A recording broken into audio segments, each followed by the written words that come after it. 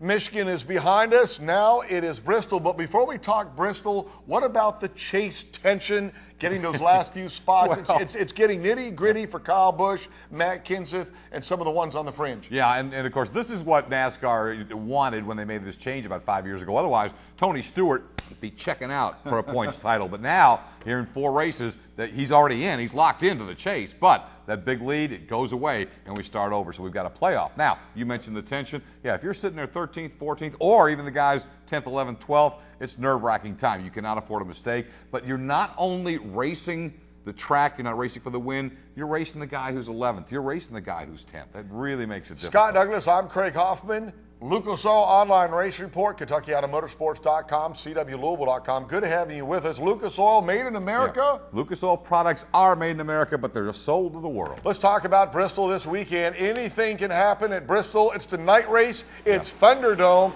Carl Edwards up there last year along with DJ Dale Jarrett. For many people, even more than Daytona or the Brickyard, this is the race that they would not miss. It is one of the most fun events of the entire year. Look at those fans. Well, and they now completely surround the entire track. It's the only place you see it because it's a half mile that seats 160,000 people. Dale Jr. making a strong move up here, but that did not last because as the race went on, he ran into some problems.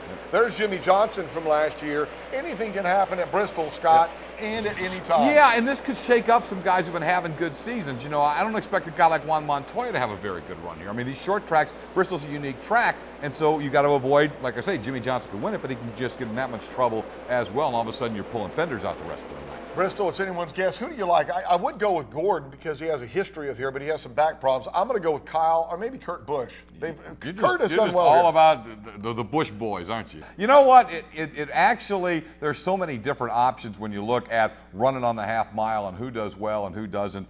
I just think somebody's going to come out of the blue here that we haven't seen. The Blue Deuce. The Blue Deuce. See, Kurt Busch. So I'm thinking Blue M&Ms. I'm thinking Kyle Busch. I'm thinking don't put me in the insane asylum. I'm thinking number 88.